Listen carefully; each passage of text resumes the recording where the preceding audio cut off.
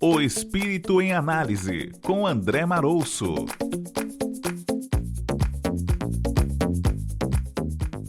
Em Mateus, capítulo 7, versículo 3, encontramos, abre aspas, por que reparas tu no argueiro que está no olho do teu irmão e não vês a trave que está no teu próprio olho?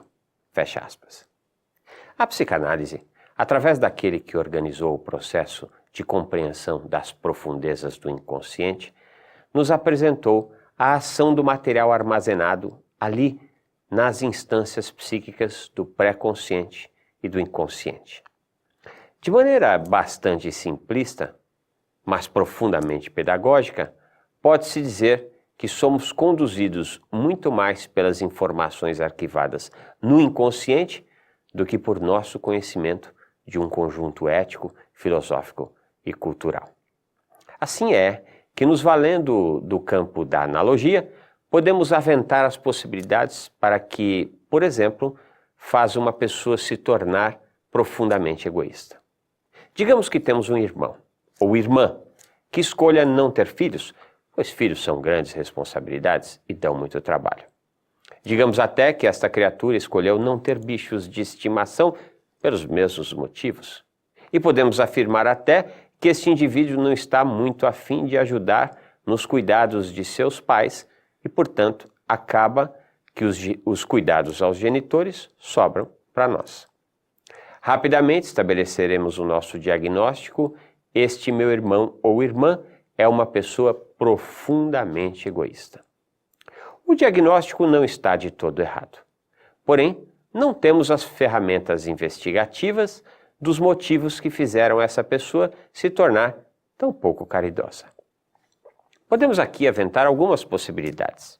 Digamos que essa pessoa pode ter sido impelida em vidas passadas, não pela sua força de vontade, mas pela força dos acontecimentos, a ser aquela criatura a cuidar de todos e sem direito algum a cuidar de si própria. Por exemplo, digamos que em vida pregressa, essa criatura era uma mulher, que foi forçada pelo pai a casar-se com alguém que não amava. E esse marido era uma pessoa controladora e egoísta. Ele decidiu quantos filhos o casal teria, e foram muitos. Decidiu onde morariam, que padrão de vida teriam, e assim por diante.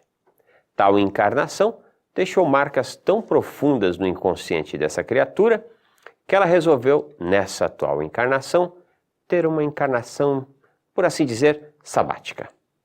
É certo que a lei de causa e efeito se encontra em curso, assim como é certo que também não basta não fazer o mal. É preciso fazer o bem na medida de nossas máximas possibilidades. Assim, ainda que seja uma encarnação pouco produtiva, para essa criatura de padrão egoísta, algum aprendizado colherá. Adiante, talvez não tenha os filhos a cuidar de sua velhice, os animais de estimação a servir-lhe de companhia. Enfim, a poupança da caridade estará quase vazia e a lei de retorno haverá de mostrar ao egoísta a péssima escolha que tivera. O que cabe ao cristão esposar com o aprendizado do argueiro e da trave? A não julgar, uma vez que não conhecemos os porões do inconsciente das pessoas. Aliás, não conhecemos os porões de nosso próprio inconsciente. Por exemplo, quantas vezes você se colocou a pensar que, se por acaso um determinado acontecimento se desse em sua vida, você agiria X, mas quando tal acontecimento se dá, você age Y.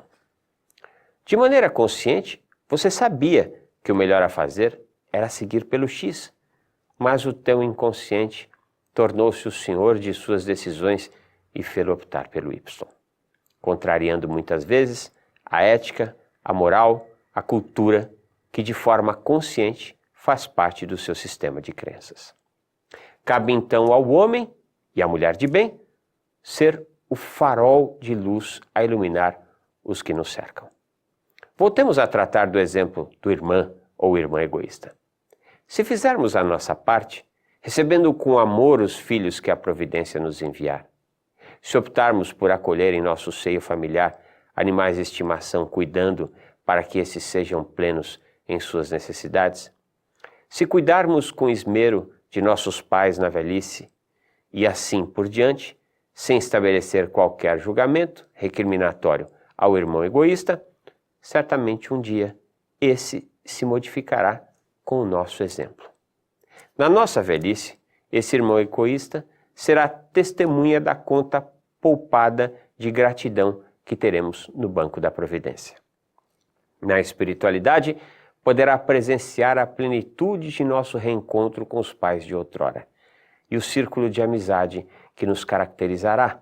Afinal, tivemos condições de espalhar o perfume da caridade pelos que nos cruzaram o caminho. Mais do que isso tudo, que tenhamos condições de alertar nossos filhos que também dividam com o irmão ou irmã egoísta, tio ou tia deles próprios, os cuidados que estes necessitarão na velhice. Sim, dividir o amor que nos chega com o egoísta de escassos recursos de gratidão. Esse, nos parece, é o exemplo do verdadeiro cristão. Tirar a trave de nossa própria ignorância, arregaçar as mãos na construção de um mundo melhor e, portanto, auxiliar os irmãos em humanidade a poderem, por si próprios, retirar o argueiro dos próprios olhos e compreender a fraternidade que nos ensinam Jesus e os espíritos superiores. Cuide-se, você merece.